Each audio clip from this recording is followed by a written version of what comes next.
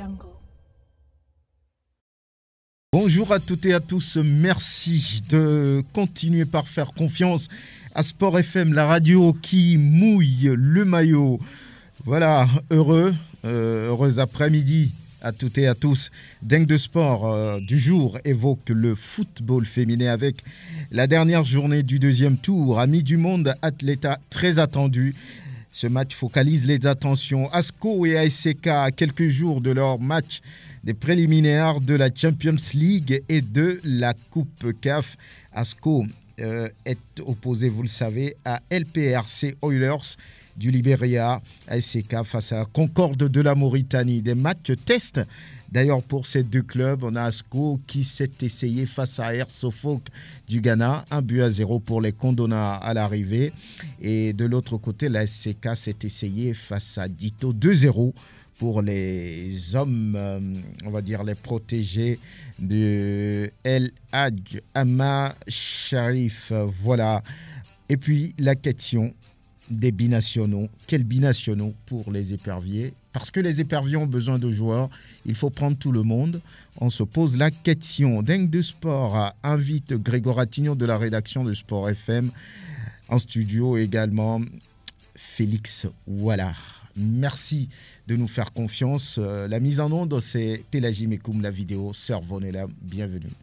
Monsieur le Président, attention à votre entourage, attention à ceux que vous choisissez pour exécuter les différentes activités. Attention, on parle déjà cyclisme. On parle de cette passation de charge, Grégoire Attignon. C'était ce mardi, on va dire. L'élection a eu lieu en juin. Il a fallu attendre presque 3 mois pour le faire et ce n'était pas des scènes qu'on avait envie de voir, des vélos qui ne sont plus là. Voilà, que s'est-il passé ? Oui, Franck, bonjour et bonjour à tous les fidèles auditeurs de Sport FM. Oui, et tel que vous venez de le dire, le nouveau bureau de la Fédération togolaise de cyclisme a été élu donc, le 12 juin dernier et il a fallu pratiquement plusieurs mois, plusieurs semaines pour que finalement ce nouveau bureau prenne fonction. C'était donc après la passation de la traditionnelle cérémonie de passation de charge qui a eu lieu donc hier avec cette cérémonie entre le président sortant et le nouveau président. Oui, tel que vous venez de le dire, en tout cas, quand on parle de passation de service, on sait que l'ancien bureau doit léguer ce qu'il a donc au nouveau bureau. Et c'est ce qui s'est déroulé hier à la Fédération togolaise de cyclisme. L'ancien bureau dirigé par Dieudonné Gagou, aujourd'hui premier vice-président du Comité national olympique du Togo, et qui a donc fait la passation avec le nouveau président Kofi Bodo. Et ça a été fait, mais il faut reconnaître que ce n'était pas véritablement ça comme cela se doit. En tout cas, ce à quoi on a assisté hier, c'était une sorte de pagaille entre donc l'ancien bureau et le nouveau bureau qui prend place. Un ancien bureau qui part et qui avec beaucoup de choses et qui ne laisse pas. Quant à ce qui concerne le matériel, imaginez qu'on parle de passation de charge à la Fédération togolaise de football et que la FTF l'ancien bureau va dire au nouveau bureau que nous ne laissons aucun ballon. Vous comprenez, parce que le matériel chez les cyclistes, c'est le vélo. On sait que quand on parle d'un cycliste, c'est le vélo. Et donc, on dit qu'aujourd'hui, la fédération... Il y a eu des vélos qui ont été offerts par certains partenaires. Et le président sortant qui dit, oui, c'est sur ses propres relations. Le président sortant dit que c'est sur ses propres initiatives que ces vélos ont été acquis. Le président Gagou dit que c'est sur ses propres initiatives à l'endroit de certains partenaires. Il y a des partenaires qui ont donné donc des vélos, mais le président dit que c'est sur ses propres initiatives. Est-ce que ça se passe comme ça? Je prends un exemple. Si le colonel Guy Kossi Akpouvi, par exemple, va négocier un marché aujourd'hui pour les éperviers et qu'on donne par exemple des voitures, à son départ, il va partir avec ces voitures-là. Est-ce qu'il est allé en tant qu'individu? Il est allé en tant que président de fédération. Là, vous parlez de la Fédération togolaise de football. On sait ce qui se passe au niveau administratif, au niveau politique. Quand par exemple un ministre est donc nommé on ne perd même pas de temps. A dit qu'ici au Togo, quand un nouveau ministre est nommé, on ne perd même. Je me rappelle quand Lydie Bessi Kama a été nommé ministre des Sports et des Loisirs, c'est juste au lendemain de cette nomination, la passation de charge a eu lieu et elle a pris fonction. Mais je ne crois pas que le ministre Foli Bazi en partant dit non, que ça là c'est moi-même qui l'ai acheté, donc en partant je dois partir avec. Il semble que le secrétaire lui aussi réclamait que l'ordinateur en place c'était pour lui. Non mais le secrétaire dit que la fédération ne lui a pas acheté d'ordinateur, que l'ancien ordinateur qui existait, c'était au temps de l'autre président, Anani Ansiongmon. Et cet ordinateur est gâté, mais c'est lui-même son ordinateur qui l'a amené pour servir la fédération. Le président l'a reconnu hier. Le président dit que ça, lui ne sait pas si cet ordinateur appartient au secrétaire ou à la fédération, parce que le secrétaire ne lui a pas dit que cet ordinateur lui appartenait. Donc c'est un peu ça. C'est pourquoi je dis que c'était une sorte de pagaille. Qu'est-ce qui reste maintenant à cette fédération? Rien ne reste à la fédération, si ce n'est les maillots des cyclistes.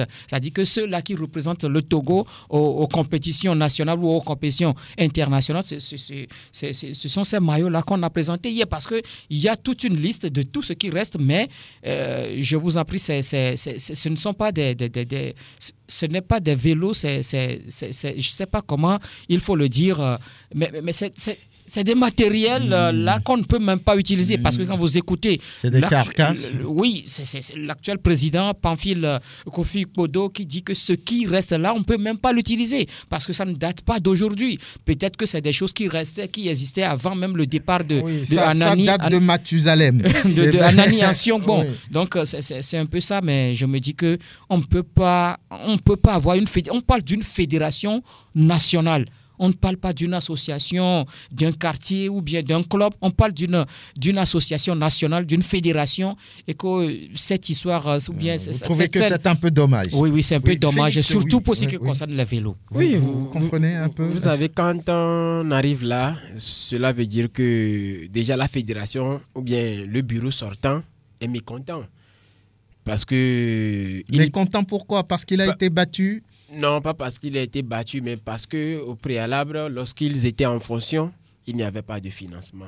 Aujourd'hui, nous savons tous que, à part la fédération togolaise de football, les autres fédérations sont délaissées. Oui, c'est pourquoi il doit dire que les vélos, c'est lui-même qui les a négociés. Non, j'y viens. C'est pourquoi ils sont obligés, je ne parle pas de la fédération togolaise du cyclisme, mais je parle des autres fédérations à part le football, ils sont obligés de faire avec leurs propres moyens. Je me dis... Personne ne les a obligés. Oui, normalement, c'est ce qu'ils oublient. Et en plus, ils arrivent à négocier ces contrats, ou bien à nouer ces partenariats à cause de l'image ou bien du costume de la fédération togolaise, de la fédération dont ils sont en charge. Ça aussi, c'est ce qu'ils oublient. Mais moi, je me dis, on arrive là parce que ils se voient délaissés. Ils se voient qu'ils sont laissés à eux-mêmes. Ils sont obligés d'aller chercher eux-mêmes les partenariats ou bien d'aller chercher des filles ou bien de se battre.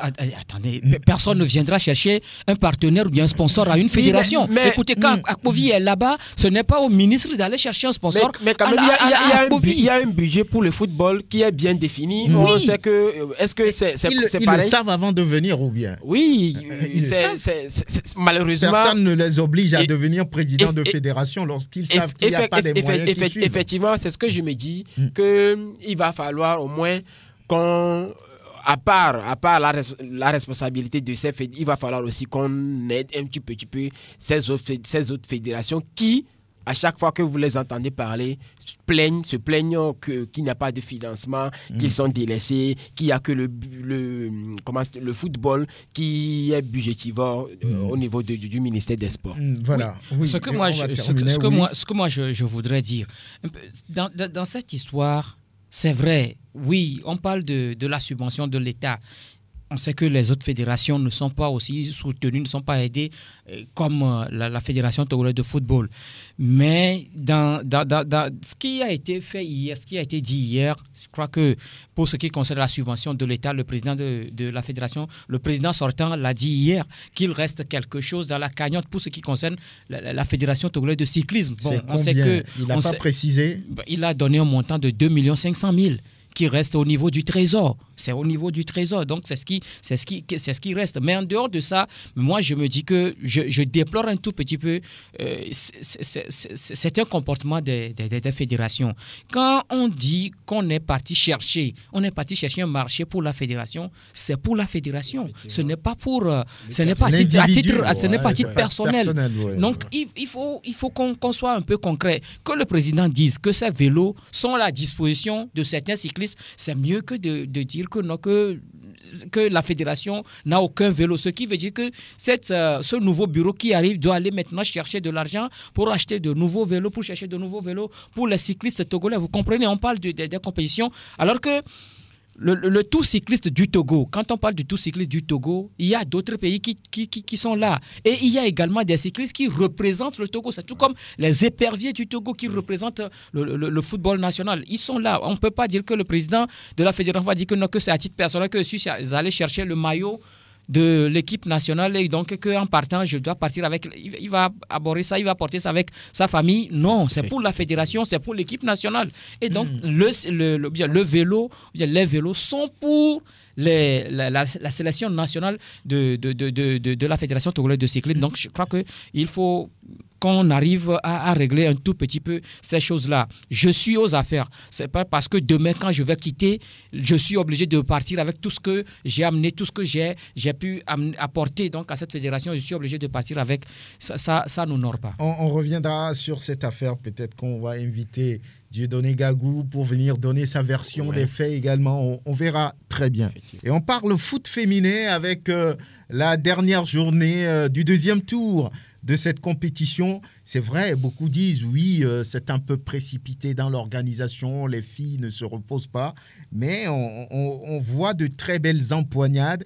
Jabir qui a surpris tout le monde la dernière fois. Et ce match pour le compte de cette dernière journée du deuxième tour, par exemple, entre Amis du Monde et Athleta, ça promet. Oui, on sait que, en tout cas, oui, c'est vrai que ce championnat féminin, au départ, ça ne tenait pas tellement en haleine les uns et les autres, mais on voit que cette phase des playoffs commence par intéresser plus d'un. Après la deuxième journée, donc dans les différentes poules, on voit que l'enjeu est toujours de taille. Quand on prend cette poule A, vous avez parlé de cette victoire de Djabir de Tandjouaré sur Bel FC de Kara. C'était quand même la grosse surprise. Bien quand sûr. on prend la première phase, lors des matchs aller-retour, il y a eu cette victoire de Bel FC sur Djabir, 3-0, et qu'au match retour, il y a eu 1 but partout entre les deux formations. Vous comprenez donc qu'il y a quand même un duel qui oppose les deux formations. Il faut dire qu'à la première phase à l'aller, le score à la mi-temps était de 0 but partout. Et finalement, c'est en deuxième période que Bella a su tirer son épingle de jeu. Maintenant, pour la phase retour, c'était 1 but partout. Et maintenant, pour cette phase des playoffs, Djabir a tout simplement cherché à venir à bout de cette équipe-là qui est au-dessus des autres, qui est au-dessus des autres dans la poule nord. Dans la zone là-bas, c'est Bel FC de Kara. Et donc, Djabir a gagné ce match par 2-0. Et c'est cette défaite qui met maintenant en doute cette formation de Bel FC. Parce que, oui, il y a eu cette victoire de Djabir, mais il y a également la victoire de Gazelle de Sokodé sur Pilote d'Atapame, 4-0. Ça fait que Gazelle est aujourd'hui en tête avec 4 points plus 4, suivi de Djabir de Tandjouaré et 4 points plus 2. Et Bella aujourd'hui est 3e. 3 points plus 7 dans cette poule avec justement Pilote qui est bon dernier avec 0 points. Vous comprenez donc là que le ticket pour la finale se joue entre 3 formations. Il y a Gazelle, il y a Djabir et puis Bel FC. Gazelle joue donc demain matin face à Bel FC de Kara, et qu'en cas de victoire, oui, même en cas de victoire, Gazelle doit espérer attendre donc le score de ce match-là qui va opposer Djabir de Tandjouaré à Pilote d'Atapame, et que si c'est Pilote qui enlève la partie par un lourd score, vous comprenez donc au-delà de 4, vous comprenez donc là que ça va être un peu compliqué pour la formation de Sokodé. Pendant ce temps, Bel FC doit chercher à battre également Gazelle de Sokodé pour avoir 6 points et espérer également contre-performance du côté de Djabir de Tandoire, vous comprenez. C'est pourquoi moi j'aurais souhaité et que au niveau de la Fédération togolaise de football, que ces 2 matchs soient disputés simultanément. En principe, il ne devait pas avoir eu un match le matin et un autre match l'après-midi parce que on sait que l'enjeu est de taille dans les 2 matchs. Il va falloir quand même faire jouer ce match-là simultanément. Mais selon la programmation de la Fédération, Gazelle joue contre Bel FC le matin et que Djabir vient maintenant affronter Pilote d'Atapamé qui est pratiquement un donneur dans cette poule dans l'après-midi. Il y a également ce duel-là qui va opposer Amis du Monde à Atleta dans la poule B. Rien à dire. Rien à dire. C'est le match le plus attendu. Ah oui, parce que après 2 journées, les 2 équipes ont quand même chacune 6 points, mais le goal différentiel avantage beaucoup plus Atleta. Après 2 matchs à 6 points plus 6, il y a donc Amis du Monde qui a également 6 points mais plus 4. Vous comprenez l'enjeu également dans cette rencontre. C'est une finale avant la lettre entre ces 2 formations, mais tout compte fait, il y a un grand qui doit tomber entre ces 2 équipes en cas de match nul. Vous comprenez donc que c'est Atleta qui passe. Amis du Monde a donc obligation de victoire dans ce match si cette formation-là veut encore bien disputer la finale de ce championnat ce championnat féminin de première division. Ça devient très très intéressant ce championnat féminin à l'arrivée. Oui, Félix, parce que... quoi qu'on dise, mais il y a de très belles empoignades, de très beaux matchs. Les filles qui, au-delà de tout ce qu'on peut dire, gagnent en expérience. Oui. Parce que lorsque vous avez dans une poule ou dans une zone où le favori est de haut au mur, moi j'aime quand il y a du suspense et c'est ce qu'on retrouve dans les 2 zones d'ailleurs parce que au sud, dans la zone sud, il va falloir qu'une équipe arrête la compétition. Sur la phase aller, on dirait que ça c'était allé trop vite, mais sur cette phase de retour, il y a vraiment de l'engouement. Moi, j'aime bien quand il y a de l'engouement. On va espérer, comme toujours, de très belles rencontres. Les filles vont se produire, rien à dire, et vont prendre des galons, vont gagner en expérience. Et ça n'arrange que le football féminin. Merci de choisir Sport FM, la radio qui mouille le maillot. On continue de le mouiller d'ailleurs. Et l'on parle d'Asco et de la SCK qui s'apprêtent pour la compétition continentale. Asco, vous le savez, champion, se prépare pour le tour préliminaire de la Ligue africaine des champions au moment où la SCK s'apprête à disputer les préliminaires de la Coupe de la Confédération africaine de football. Et là, il y a eu des matchs amicaux dans la semaine. Asco a fait le choix d'un club ghanéen, un club mythique que vous connaissez, Herzog d'Accra. À l'arrivée, victoire des Condona de la Cosa, 1-0. C'est quelque chose de bien pour cette équipe qui essaie quand même de se donner les moyens d'aller chercher des adversaires de niveau continental. Oui, c'est bien psychologiquement cette victoire, mais ça ne suffit pas. Vous savez, oui, vous pouvez remporter tous vos matchs amicaux, mais une compétition officielle reste une compétition officielle parce que vous ne connaissez pas le niveau de l'équipe que vous allez affronter donc en compétition officielle. C'est vrai, mais je crois que c'est quand même bien pour cette formation d'Asco de Kara et surtout le niveau de ce match-là. On parle de SOFOC du Ghana. Ce n'est pas n'importe quelle équipe, c'est une équipe également qui sera sur le continent, qui a été plusieurs fois sur le continent, qui sera encore sur le continent cette saison. Ancien vainqueur cette Ligue, de cette Ligue des Champions. Donc, Asco a quand même bien choisi donc, cet adversaire-là, ce sparring partner pour quand même se jauger à cette équipe. Le niveau de cette rencontre, on a quand même assisté à un bon match la dernière fois parce que oui, il y a Asco qui a donc ouvert le score. On a vu la réaction du côté ghanéen qui a cherché à tout prix à quand même revenir au score, mais il y a également eu en face une défense d'Asco qui a tenu une très bonne défense d'ailleurs, dirigée par Sama Alimou et puis Ouro Nimini Bassitou qui ont donc les deux qui ont quand même composé la charnière centrale de cette équipe. Et devant, il y a également ses anciens.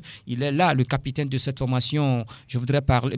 C'est vrai que Tchaki Marouf n'est plus là, mais Nyama Akate a tenu quand même le milieu de terrain. Et devant, il y a Ataba Manim qui a quitté la SOTR. Il y a Sewanou Eli qui est là. Ouro Nimini Nazif. Il y a aussi, sans oublier, Ouattara Moutalabou. Sans oublier également.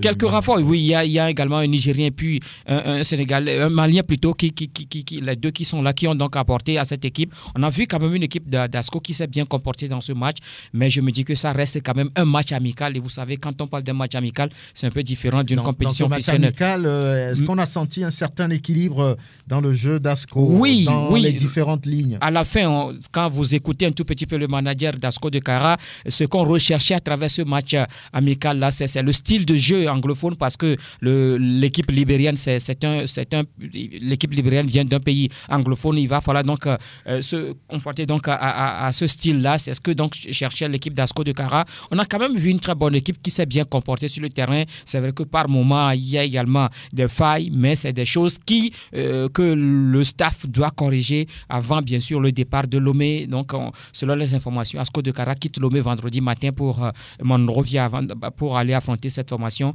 Donc moi je crois que c'est quand même un très bon match test. Et quand vous prenez donc le bilan d'Asco de Kara durant ces préparatifs, Asco, je crois, a disputé 3 matchs. Un match amical face à Dito de Lomé à Togoville. Asco a également affronté Essaé du Bénin. Et Asco, qui aussi sera sur le continent. Et ensuite, SOFOC Dakar, c'est quand même bien pour cette formation. 2 matchs internationaux, c'est bien quand même pour les condonnats de la COSA. On va écouter Jean-Paul Abalodossé, qui est un membre du staff d'Asco, après ce match. C'est un match qu'on voulait absolument jouer, surtout voir où est-ce qu'on est physiquement, puisqu'on n'a pas beaucoup joué de matchs sur le plan international. Je crois que c'est un match qui tombe bien. Bon, on a gagné certes, mais ce qu'on recherchait, on l'a retrouvé. On a vu une équipe très combative, parce que quand les Libériens ne sont pas faciles, c'est une équipe très athlétique. Je crois que tout ce qu'on attendait des joueurs aujourd'hui, on l'a eu, mais c'est pas encore fini, il reste encore beaucoup de travail et on espère que d'ici dimanche, on va bien récupérer ce match. Alors, vous avez choisi le SFA, est-ce que c'était un bon sparring partenaire pour vous? Oui, mais on voulait jouer contre une équipe anglophone aussi, puisque les Libériens, on sait qu'ils ont un jeu athlétique comme les Ghanéens. Au départ, on pensait que le match n'allait pas se jouer, mais finalement, ils sont venus. On les remercie beaucoup. Je crois que c'est un match qui tombe bien pour nous et ça nous permet vraiment de voir où est-ce qu'on est physiquement avant d'aller au Libéria. Alors, est-ce qu'on peut dire qu'Asco est prêt avant donc le match de dimanche? Pour l'instant, je pense qu'on ne peut pas dire qu'on est complètement prêt. Une équipe n'est jamais prête totalement. Mais je pense que tout le travail qu'on a fait jusqu'à présent, ça commence à porter ses fruits. Et on espère que dimanche, on va tirer vraiment un bénéfice de ça. Jean-Paul Dossé Abalo, de l'encadrement des condonnants de la COSA, on n'est jamais prêt. Le choix de Arsofok du Ghana pour un peu voir ce qui va se passer face au LPRC Oilers du Libéria. Ce match, normalement, ne devrait pas trop poser problème parce que le club en face, c'est quand même pas un foudre de guerre, c'est pas une référence sur le continent. Oui, mais un match de Ligue des Champions reste un match de Ligue des Champions, d'autant plus que Asco non plus n'est pas une foudre de guerre sur le continent. Donc on peut dire que c'est une opposition entre 2 outsiders. Il va falloir tout faire pour écarter cet adversaire, chose que les clubs togolais n'arrivent plus à faire véritablement depuis l'AS Togoport en 2017 oui. Je crois. Donc moi je pense que c'est bien sur l'aspect psychologique et au niveau de la confiance pour Asco de disputer ces matchs amicaux et de venir avec de se préparer de venir affronter ses adversaires, son prochain adversaire avec de la victoire. Ça montre que l'équipe est confiante. Comme Grégoire l'a dit tout à l'heure, que malgré l'ouverture du score, l'équipe s'est bien comportée et n'a pas encaissé de but. Là, vous savez, la réaction est très importante dans le football que l'action. Lorsque vous menez l'adversaire, il va falloir voir comment est-ce que vous allez comporter, ou bien lorsque vous êtes mené, voir comment est-ce que vous allez comporter jusqu'au bout. Et moi, je pense que, vu la façon dont Asco s'est comporté, je pense qu'il peut en sortir quelque chose de positif. D'autant plus que la saison dernière, même lorsque Asco était sur le continent face aux Ivoiriens, Asco n'était pas ridicule. Si on prend les 2 matchs dans sa globalité, Asco méritait aussi quand même de sortir. N'eût été certaines erreurs arbitraires, Asco pourrait aussi écarter l'adversaire nigérien. Donc moi, je pense que les adversaires du Togo sur le continent, oui, certes, ce sont des noms, mais ne nous écrasent pas totalement, parce que même lorsque ASK aussi était sur le continent, je me rappelle qu'il y avait des erreurs d'arbitrage et c'était sur des détails que l'équipe togolaise sort par la petite porte. Donc moi je pense que si... on retient qu'ils sont éliminés, oui, il faut peut-être élever le niveau de préparation. C'est pourquoi lorsque vous y retournez, il faut essayer de corriger ces petits détails. C'est pourquoi je pense qu'un monsieur comme Abalodossé est aussi venu prêter main forte à cette à cette équipe pour essayer de corriger ces petits détails et évoluer positivement. Oui, le fait pour Asco de sortir en premier Grégoire Attignon, c'est un avantage. Est-ce que psychologiquement, ça peut préparer les joueurs pour un match retour à domicile? Oui, mais n'oublions pas que la saison dernière, Asco également était sorti. Elle était allée du côté de la Côte d'Ivoire et a perdu là-bas 1-0 avant donc de perdre également ici, ou bien avant de l'emporter ici à Lomé 2-1, mais finalement pour but marqué à l'extérieur. Ça n'existe plus. Voilà, maintenant ça n'existe plus. Mais je crois que c'est quand même bien pour cette formation, aller découvrir tout d'abord cette formation libérienne et maintenant se préparer. Il faut dire que la Asco de la saison dernière, ce n'est pas la même équipe. Qu'est-ce qui a changé? Oui, il y a beaucoup de choses. Les joueurs, ce ne sont plus les mêmes. Tchaki Marouf n'est plus là, par exemple. Tchaki Marouf est remplacé. La dernière fois, c'est lui qui marque le deuxième but sur coup franc. Voilà, après avoir raté même un penalty. Et il faut également dire que la dernière fois, je n'ai pas vu Ouro Akoriko Sadat. La défense, la dernière fois, je l'ai dit tout à l'heure, était composée de Bassitou et puis de Orosama, plutôt Sama Alimou. Et donc, vous comprenez qu'il y a beaucoup de choses. Et même du côté de l'attaque, il y a plutôt Ataba Manim qui est là, d'autres joueurs également, Ozouk aussi, qui sont venus donc, du côté de la formation. Des joueurs qui ont le niveau continental. Oui, quand vous prenez, il y a certains, pas tous, il y a pas tous. Nyama, plutôt, Ataba Manim, par exemple, n'était pas sur le continent. Il n'était pas avec la sélection locale lors du tournoi de Chan, mais Ozu était là dans cette formation. Sama Alimou aussi était là. Donc, il y a quand même d'autres joueurs qui sont là. Nyama Kate, par exemple, le capitaine aujourd'hui de cette formation. Mais moi, je crois que en fait, ce qui est primordial dans cette équipe, ce n'est pas forcément ceux qui étaient là la saison dernière ou bien ceux qui sont là. Mais il va falloir que quelque chose change plutôt au sein de cette équipe. C'est parce que, oui, la saison dernière, ce n'était pas une grande équipe d'Asco de Kara qui était sur le continent lors des tout préliminaires. Mais cette fois-ci, Asco qui revient, je crois que c'est ça qui est plus important. On revient, mais là, l'objectif doit changer et les dirigeants d'Asco de Kara le savent très bien. Prosper Agbokou, bonjour. Merci Franck, bonjour à tous. Le fait pour Abalo Dossé, par exemple, d'intégrer le staff, est-ce que ça fait du bien au Condona puisque l'entraîneur principal et Abalo se connaissent forcément. Ils ont joué d'ailleurs en sélection ensemble. Est-ce que ça peut apporter, on va dire, un certain dynamisme, une certaine force à cette équipe désormais? Oui, on dit souvent que l'union fait la force. Et la connaissance de part et d'autre conjuguée peut donner quand même quelque chose de bien. Abalo Dossé, il a déjà fait ses preuves, disons, sur le territoire. Et au Chan, même si nous n'avons pas pu passer le premier tour, on a vu quand même qu'il a permis à cette équipe de battre les Nigérians ici à Lomé, 4-1. Même si sur le retour, ça a été difficile, il y avait quand même un mental de fer qui a guidé cet entraîneur, qui a conduit cette équipe. Donc je crois que forcément, Asco bénéficie de son expérience. Il y a quelques touches par rapport à Metokoro Vincent. Abalo devrait, s'il faut le dire, avoir un cran au-dessus par rapport à Metokoro, qui fait du bon travail, il faut quand même le dire. Mais on dit souvent que la connaissance n'a pas de limite. Il va falloir trouver un autre, plutôt ajouter. Et c'est ça que Abalo est en train d'amener. Et moi, je crois quand même que les dirigeants d'Asco ont bien fait de lui faire appel, surtout qu'il sort tout fraîchement donc, de l'équipe nationale. C'est une très bonne chose. Et on a vu sur les 3 matchs qu'ils ont livrés, surtout celui contre Asafok, quelqu'un l'a dit tout à l'heure, ce n'est pas forcément le score qui compte parce que c'est un match amical, mais c'est l'état d'esprit, le mental des joueurs. Donc pour moi, c'est positif. Très bien. L'autre club togolais qui est sur le continent, c'est naturellement les chauffeurs de la COSA. Ils ont également joué un match amical. Cette fois-ci, c'est contre Dito qu'ils ont battu, on va dire, 2-0.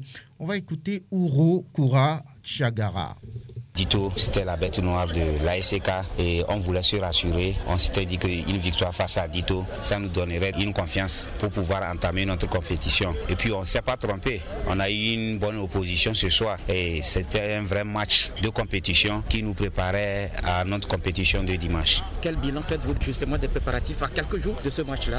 Jusque-là, dans les préparations, on a eu des victoires, mais cela ne veut pas dire que tout est bien. On est là, on a vu qu'il y a quelques travail à faire, notamment la récupération collective. Il faut insister là-dessus et le replacement tactique, c'est aussi important. C'est les secteurs dans lesquels nous allons travailler. Sinon, dans l'ensemble, ce n'est pas aussi mauvais que ça. Alors, quelques jours de cette rencontre, dans quelle forme se trouve aujourd'hui l'ASK? Non, physiquement, il n'y a pas de souci à se faire. Tactiquement, on est en train de faire de l'affûtage. C'est ce que nous sommes en train de faire. Justement, c'est pourquoi il y a eu ces matchs. Ce que nous avons vu ce soir n'est pas aussi mauvais que ça. Mais nous allons insister avant dimanche pour que tout dimanche prochain, on puisse voir un ASK au complet, quoi. C'est-à-dire dans la façon de jouer, une équipe qui a envie de jouer, qui a envie de marquer une victoire collective et un jeu collectif et tactiquement en place et physiquement très bien. L'ASK veut être, on va dire, prête à tous les niveaux. À l'instant, Rokura Chagara qui parlait de ce match physiquement. Le club est prêt, et tactiquement, c'est l'affûtage pour affronter cette équipe mauritanienne de la Concorde. On va écouter le coach, on peut l'appeler ainsi, du Dynamique togolais, Bawa Bako. L'ASK, c'est une très bonne équipe et vous avez vu, ils ont déroulé. Mais ce que je pense qu'il faut faire, il faut faire des efforts jusqu'au bout. C'est-à-dire, par moments, ils sont concentrés et par moments, il y a un peu une passivité. Donc, c'est ça qu'il faut corriger et rester en bloc du début jusqu'à la fin. Pour le mental, quoi. Et vous pensez que dimanche, avec le jeu fourni cet après-midi, cette équipe peut faire quelque chose face à la formation mauritanienne? Non, au fait, parce que peut-être que le niveau n'est pas le même, leur niveau et le nôtre n'est pas le même. Donc, quelquefois, peut-être les joueurs, il y a de complaisance. Quand il y a un élément de force devant, je pense que le mental change. Je pense qu'ils peuvent faire beaucoup de choses. S'il y a plus de mobilité comme ils l'ont fait aujourd'hui, je pense qu'ils vont s'en sortir. Est-ce que Dito a pu aider aujourd'hui l'ASK à mieux préparer le match de dimanche? Non, on les a aidés. Pratiquement, on ne peut pas préparer une compétition match. Quel que soit les cas, l'entraîneur aura vu des trucs pour corriger à l'entraînement. Voilà, à l'instant, Bawa Bako du Dynamique togolais est très important. Sur le continent, il n'y aura pas lieu de se distraire. Il faut toujours être vigilant, concentré du début jusqu'à la fin. C'est un aspect très important qu'il a touché. Oui, il y a un aspect très important, d'autant plus qu'actuellement, le Togo n'est pas un championnat. Les joueurs ne sont plus en activité, comme si on peut le dire. Et aussi, pourquoi avoir choisi l'adversaire Dito? Parce qu'au sein de cette équipe, il y a de bons joueurs. C'est un effectif qui est fourni, garni, qui regorge de très bons joueurs qui peuvent titiller et permettre à l'ASK de se remettre en jambe avant d'affronter cette équipe mauritanienne le dimanche. Moi, s'il y a une équipe qui, je ne peux pas dire me rassure, mais qui est prête entre les deux, moi je pense que c'est l'ASK parce que cette équipe, elle a pratiquement gardé ses éléments, même s'il y a Ouagoro Ismaël qui est parti. Richard Nan. Oui, Nan Richard qui est parti et aussi Chatakura Semio aussi apparemment serait en partance, mais je pense que cette équipe peut véritablement faire quelque chose sur le continent. Il y a eu un score de 11-0, si je me trompe, contre quelqu'un. Face à la formation, le centre de formation de Sokol, c'est des jeunes joueurs. Des jeunes joueurs, oui. Ça, c'était pour mettre des choses en place, certainement. Oui, l'ASK. Et ce qu'il faut dire de l'ASK, je crois que cette formation, c'est un tout petit peu préparé dans la discrétion, si on peut le dire ainsi, parce qu'il n'y a pas eu tellement de grands matchs. De bruit autour. Donc des préparatifs. C'est vrai que des matchs étaient quand même prévus. L'ASK avait quand même prévu 2 matchs internationaux amicaux, notamment face au Buffle de Borgou et puis face à la formation Nouadhibou de Mauritanie, puisque l'ASK affronte un club mauritanien. On a quand même voulu être dans ce sillage, mais cela n'est pas arrivé. On évoque également les problèmes de l'heure, a dit que cette situation de crise sanitaire qui donc est passée par là. Donc ça fait que que ces 2 matchs n'ont pas eu lieu. Mais moi, je crois que, bon, c'est vrai qu'il y a eu des matchs amicaux, notamment en dehors de ce match-là face à la formation, ou bien ça de formation de Sokodé. Il y a eu quand même ce match amical face à Semassi, que la CK a gagné 3-2. Ensuite, ce match-là, hier, face au Dynamique Togolais, c'est vrai que ce n'est pas également la grande équipe de Dynamique Togolais. Il y a eu quelques joueurs, Amekoudi, Abalo Deni, plutôt Messan Victor, qui était là, Tissot, qui était là, mais ce n'était pas véritablement la grande équipe, puisque le Dynamique Togolais aussi se prépare pour la nouvelle saison. Donc, vous comprenez que c'est des nouveaux joueurs, ces joueurs-là qui sont là juste pour les tests. Ce sont ces joueurs-là qui ont quand même fait ce match-là. Mais je crois que la SK s'est également bien comportée, mais à part moment tel que l'entraîneur Bawa Bako l'a dit, c'est vrai qu'on est au-dessus, mais après tout, on veut également se ressaisir, garder un tout petit peu le ballon, laisser l'initiative à l'adversaire. Mais il faut dire que, en tout cas, en match officiel, ce ne sera pas le cas. Quand le club mauritanien sera là, ce club-là ne va pas chercher à laisser l'initiative à la SK, mais il va chercher également à faire le résultat, surtout que le match aller, c'est à Lomé. Donc, il va falloir que la SK se comporte très bien. Dans cette formation également du club de la COSA, on voit de nouveaux joueurs. Koulibaly Abdul Razak, sociétaire du Dynamique Togolais, qui est maintenant du côté de la SK. Il y a Balgou Yendoutié, qui a quitté Arabia de Tabligbo maintenant pour la formation de la COSA. Il y a également Kouloupo Kokou qui revient de Bamako et qui est également, il y a d'autres joueurs. Tout à l'heure, Félix parlait donc du départ de certains ténors, surtout le réseau offensif de cette équipe. Quand vous perdez donc 3 attaquants majeurs, Nan Richard, Ouro Agoro Ismaël et puis Tchatak Kora Abdul Semiou, va falloir les remplacer. Aujourd'hui, il y a Koulibaly qui est là, il y a Kouloupo qui est là, mais moi je me dis que ce n'est pas encore suffisant. Il va falloir étoffer véritablement cette équipe, surtout au milieu de terrain. En défense, ils sont là, Issaka Latif, Agbanjala et autres sont toujours là, mais il va falloir véritablement remplir le milieu de terrain. C'est vrai que le capitaine, bien celui-là qui est maintenant le capitaine Mani Ougadja aussi est toujours présent. Mais il va falloir véritablement travailler, parce que là, c'est sur le continent, le niveau est autre chose. Il va falloir véritablement travailler sur ce côté-là, le milieu offensif et surtout en attaque, parce qu'on sait de quoi étaient capables ces joueurs-là, Nan, Ouro Agoro Ismaël et puis Tchatakora. Quand on fait le nombre de buts marqués par ces 3 joueurs au cours donc, de la saison dernière, vous comprenez donc que la SK a véritablement besoin de buteurs. Et quand on parle de la SK, vous savez, c'est une équipe qui est là depuis pratiquement plusieurs années. C'est des joueurs qui se connaissent parfaitement. Maintenant, il va falloir que ces nouveaux qui arrivent quand même à s'imprégner, à se conformer justement à la philosophie de jeu de la SK. Oui, Prosper, beaucoup disent, oui, Concorde de Mauritanie, oui. Aucun recul pour ce club sur le continent et également pour la SK. Mais bon, beaucoup disent que ça devrait passer, hein. Mais il ne faut pas jouer trop dans l'euphorie, jouer le match avant le match. Oui, c'est vrai, un match n'est jamais gagné d'avance. C'est vrai que ça se joue sur le papier. Chaque entraîneur, chaque encadrement technique met en place sa disposition tactique. Mais le fait de ne pas connaître l'adversaire est quand même un handicap, étant donné que lorsque vous ne connaissez pas l'adversaire, il faut l'observer dans le jeu, peut-être avant de pouvoir prendre des dispositions.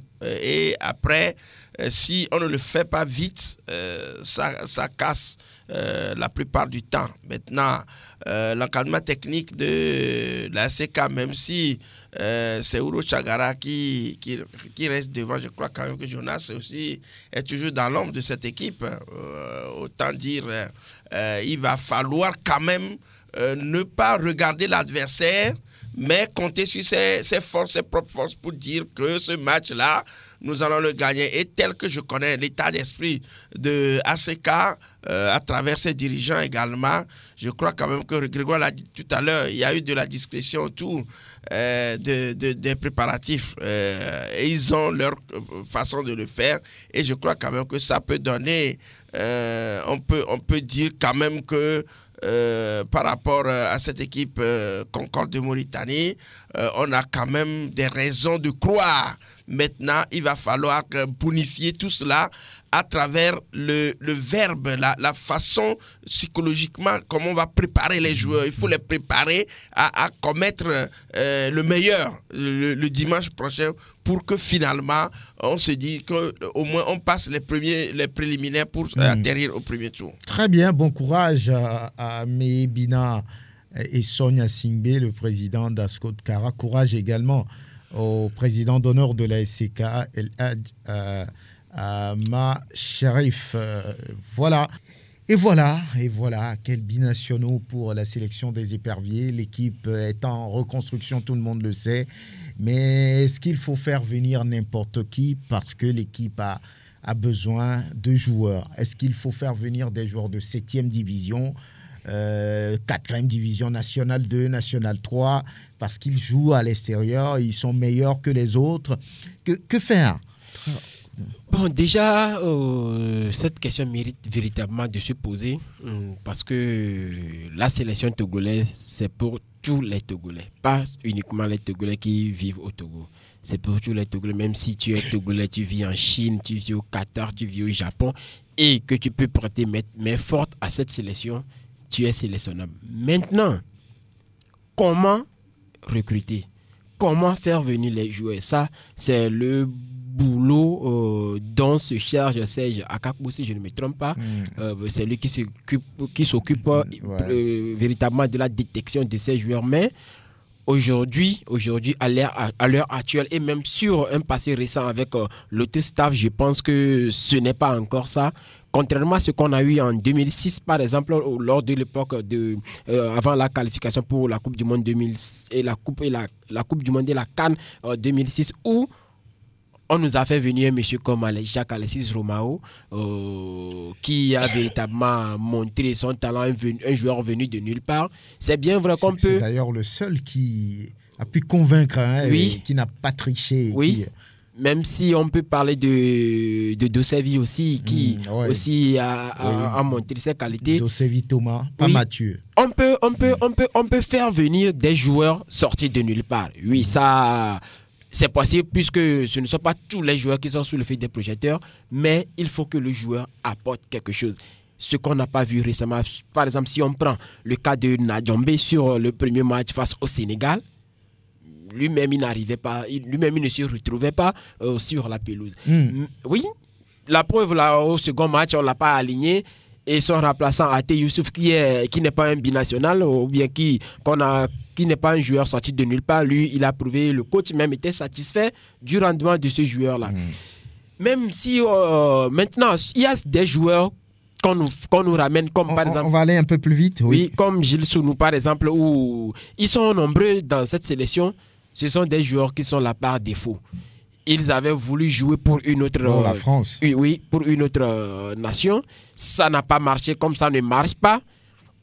Ils sont obligés de venir jouer pour le Togo, juste pour la forme, selon moi. Très bien. Contrairement à un monsieur comme Balkoura Malcolm, qui est dans les buts, lui, très tôt, déjà à 21 ans, il a décidé d'intégrer cette sélection togolaise et on voit que lui, il ne triche pas. Il se donne toujours bien à 100%. Voilà, oui.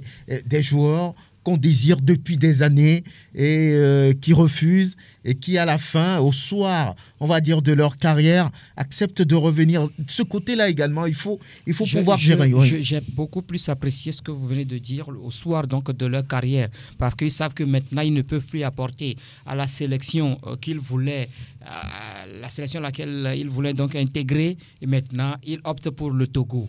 Mais ce n'est pas ça.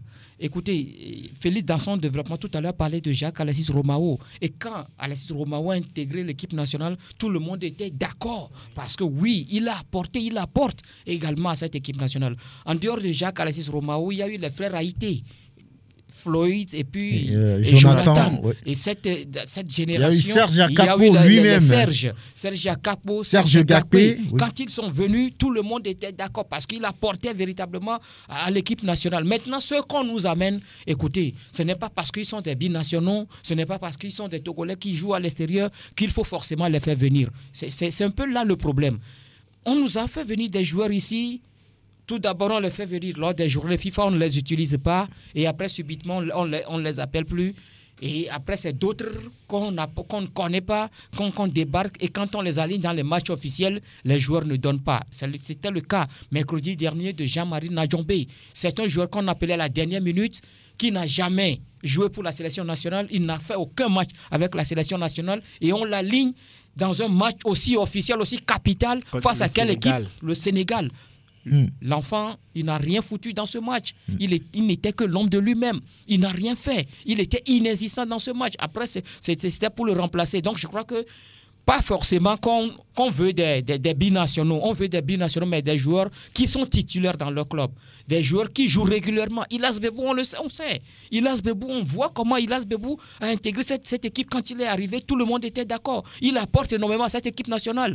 C'est des joueurs comme ça qu'on amène. On avait fait venir Jacques Ananou à Antalya en Turquie. Il était là à ce stage. Le monsieur n'a joué même pas une seule minute. On l'a encore appelé. Lors de ces 2 premières journées, on ne l'a même pas utilisé. Mais pourquoi on l'appelle forcément? Mais il y a d'autres joueurs qui sont là. Nous avons parlé... On voit également de Gustave Akwesson qu'on a appelé, qui est un défenseur central, qu'on n'a pas utilisé. 25 ans, 1m93. On sait comment on a utilisé Loïc Bessilé dans ce pays. Le monsieur a été appelé au cours d'un match officiel et il n'a pas existé dans ce match. Aujourd'hui, on ne l'appelle plus, mais il fait partie quand même des meilleurs défenseurs. Il a signé à Charleroi en Belgique. Il y a David Enen qu'on avait appelé, on l'a utilisé face à une équipe. Au Comores, je crois, lors des matchs des le monsieur n'a pas de la existé. Coupe du Monde. Mais parce qu'on n'a pas testé les joueurs dans des matchs amicaux, on vient, on les utilise, on les aligne directement dans ces genres de matchs. Les joueurs n'apportent pas. Et aussi, il y a quelque chose. On parle de l'équipe nationale.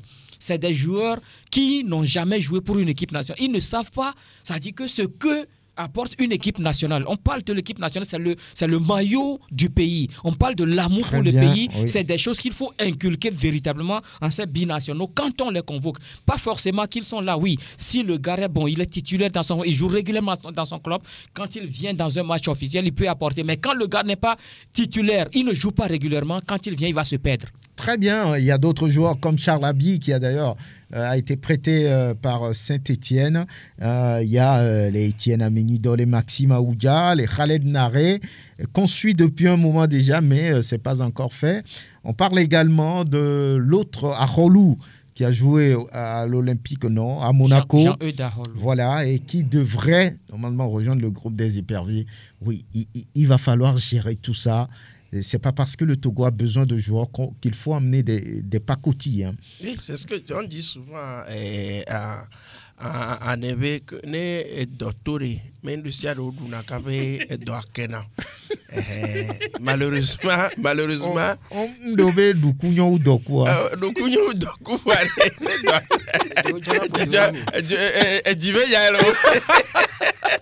Non, c'est que cela nous ramène même au développement du football à la base sur le territoire. C'est-à-dire que toutes ces questions-là renvoient un peu à la problématique que nous connaissons sur le terrain. C'est-à-dire s'il y avait une base posée pour former les joueurs, pour donner l'allant aux équipes qui composent le championnat, que chaque équipe dispose donc d'une politique de football, Franck, je crois que ces problèmes-là ne se poseront pas. C'est parce que sur le terrain, on n'a pas confiance à notre championnat. Et que souvent, les démarcheurs, moi je les appelle souvent les démarcheurs, chacun qui est proche de l'équipe se dit, il y a un joueur qui joue en 8e division, en 7e division, c'est mieux qu'un joueur togolais qui joue en 1e division ici. Et tout ça l'a fait que il n'y a pas de limite. Donc moi je crois quand même que ces joueurs-là qu'on vient d'appeler, ils savent que eux, ils n'ont plus comme on appelle, la chance d'aller jouer ailleurs. Donc quand on les appelle pour le Togo, ils viendront pour pouvoir mouiller le maillot sans savoir ce qu'ils viendront faire. Et aussi, pour appeler un joueur, un binational, pour qu'il vienne, il faut qu'on lui fasse une leçon de civisme. La leçon de civisme s'impose parce qu'il n'a pas l'habitude, c'est-à-dire qu'il ne connaît pas la culture de son vrai pays. il connaît la culture de l'extérieur. Il ne sait pas ce qui se passe ici, quel est l'état d'esprit dans lequel on reste. Donc, il va falloir que ceux qui les amènent là leur fassent des cours de civisme, de comment on peut encore l'appeler, pour qu'ils sachent porter le maillot national d'un pays, ce que ça représente. Bien, on va revenir sur le sujet. Merci Prosper Agboklou, merci Grégoire Attignon, Félix Ouala, merci Pélagie Mekoum et Loma Dovon, merci chers auditeurs, à très bientôt.